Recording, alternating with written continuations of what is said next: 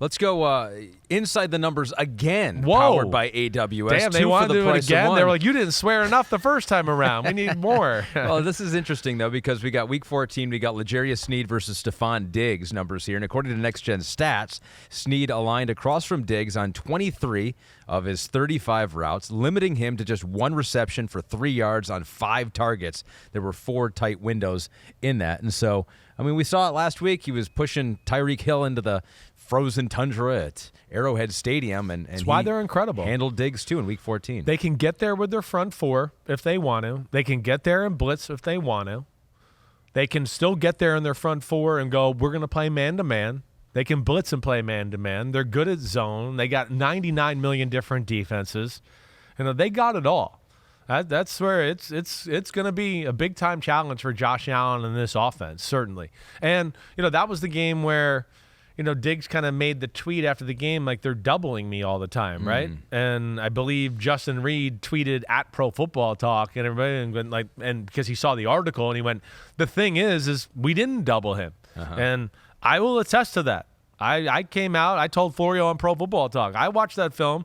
There was like maybe 1 or 2 plays where you're going to go, they're doubling him. I'm not even sure it was a true double of Diggs, of more of like, hey, they like to do this in this situation, so you play inside, you play outside, right? Whoever's in that position, the stack slot guy, he's going to run that route. So I'm not even sure it was like conducive to just doubling Diggs.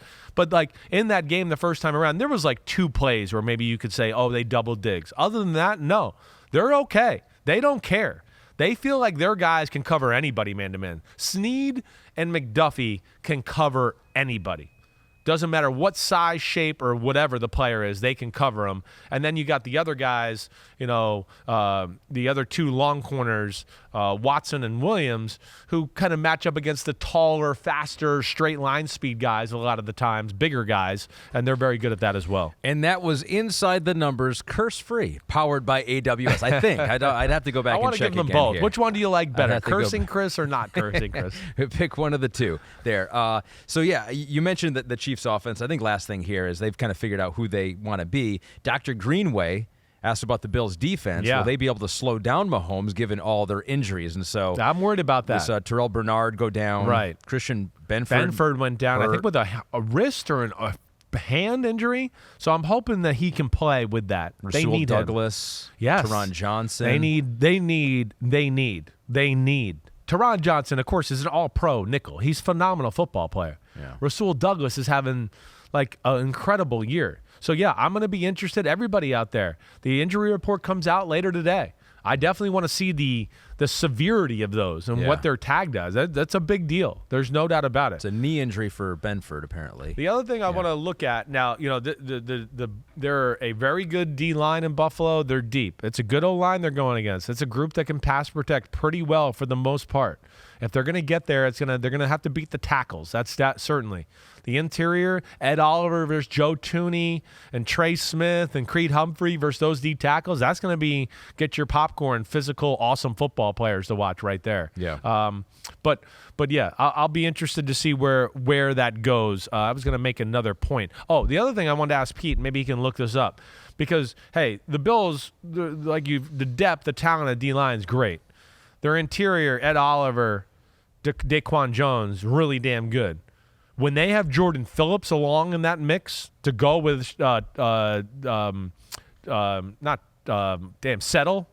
the other big D tackle they got, Tim Settle, excuse me.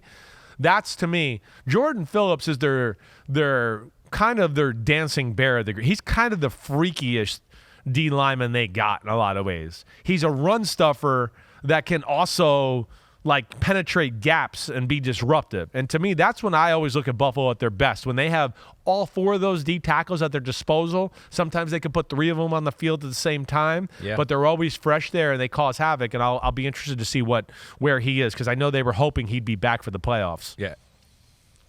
He had wrist surgery, was placed on IR 4 weeks ago. So I'm just translating Pete Not sure if he's eligible to return this week or if he's going to return. Yeah, so I know we'll they were see. hoping he was going to be eligible to return. We'll see where that goes. Yeah. Ed Oliver, according to Next Gen Stats, generated a season-high 10 pressures, the most pressures by a defensive tackle in a playoff game over the last 6 seasons. He kicks him out. I mean, he was in Mason Rudolph's face a lot during the game. Having a great year at all. That's going to be a fun game. That's an be. understatement of the year. Yo, what up, homies? Thanks for watching. Remember, subscribe to Chris Simms Unbuttoned. Right now, we got Sunday pod, right? So you can have it Monday morning. We recap all the action. Wednesday, it's the What the Happened podcast. We're going to get deep in the weeds on the key matchups of the week. And then Thursday, I'm picking games with that jerk Floria. So you know where to find us, homies. Keep watching. Peace out. We'll see you.